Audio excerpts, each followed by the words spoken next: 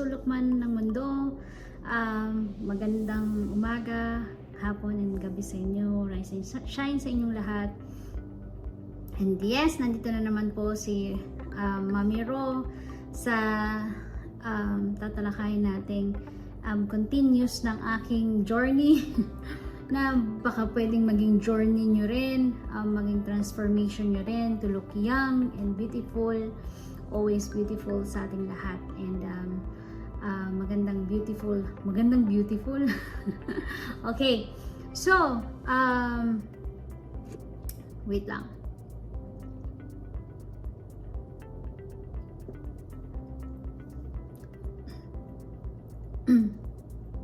So ano ito?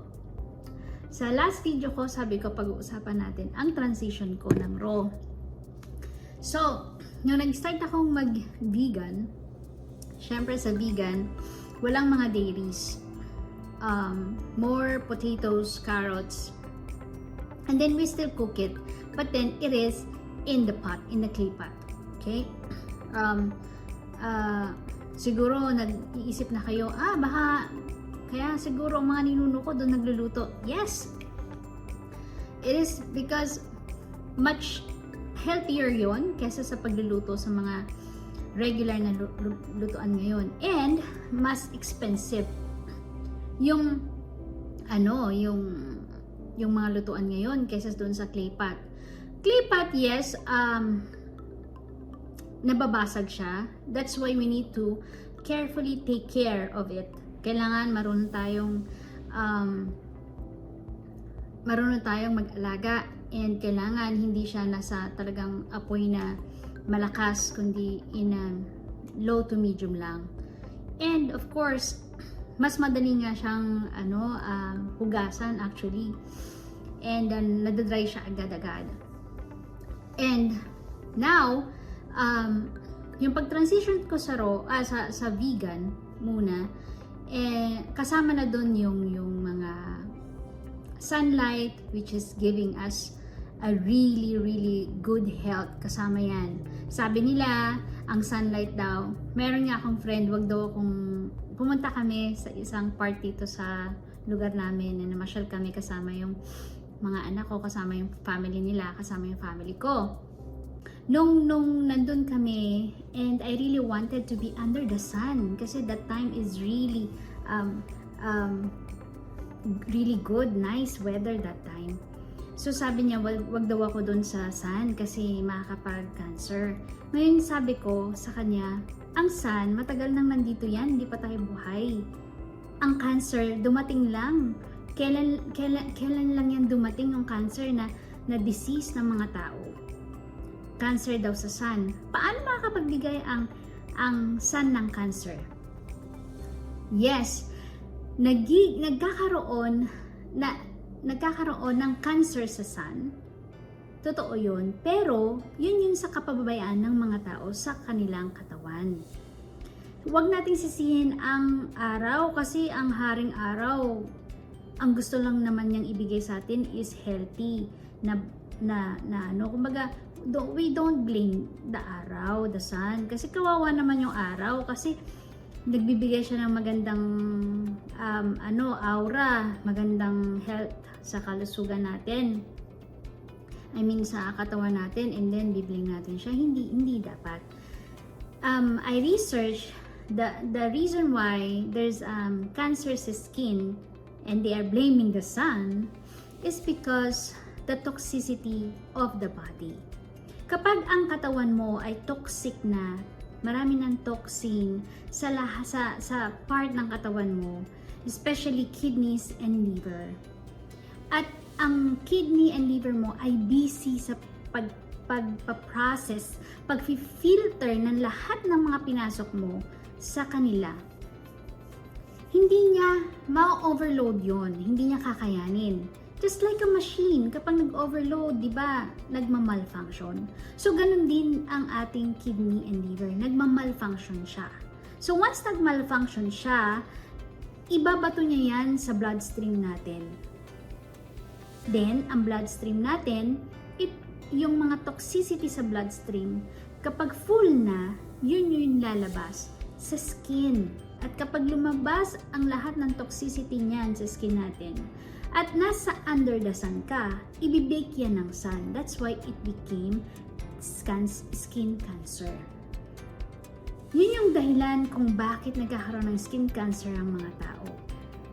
So, wag natin sisihin ang haring araw, kundi, don't blame ourselves, but you know, the right word is love ourselves. Okay? Wag tayong mag-ano ng blaming, kasi pag nagbe-blaming tayo, nagiging negative tayo.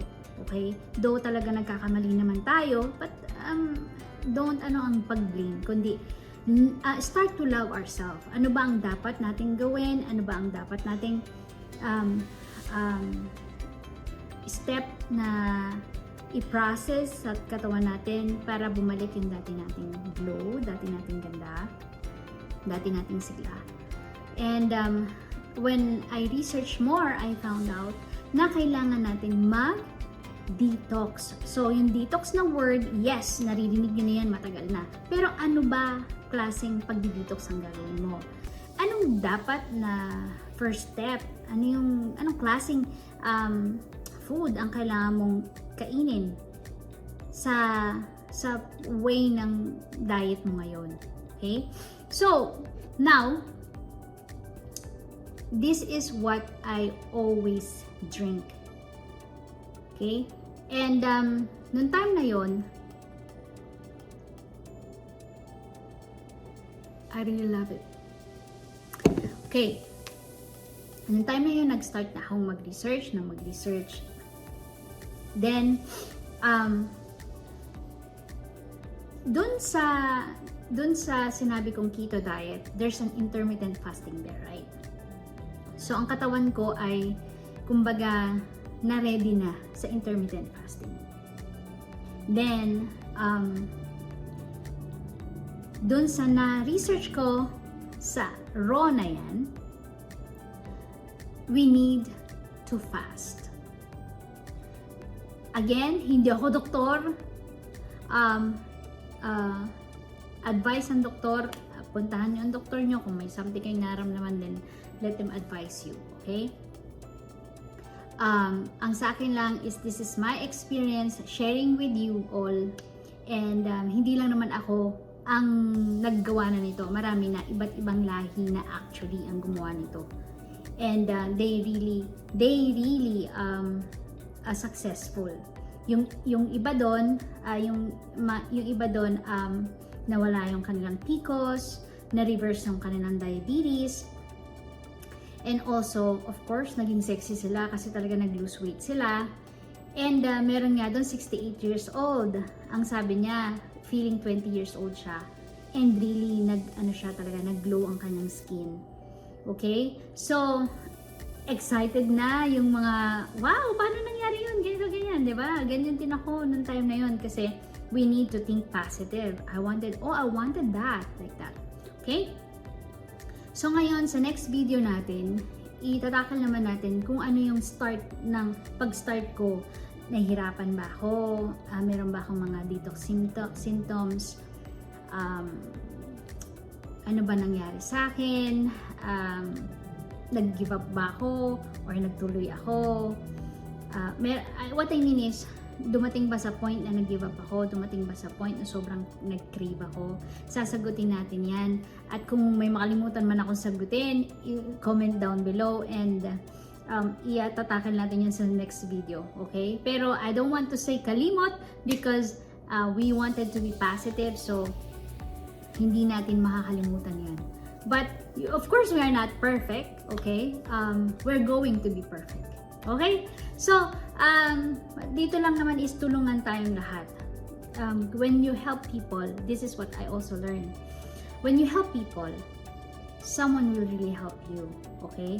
Pero, depende yun sa mga intensyon ng mga tao. Kasi may mga tao ngayon na because of the words na sinabi nung isa, they will gonna use it para lang pagsamantalahan or gawin yon against sa people. Hindi ganon.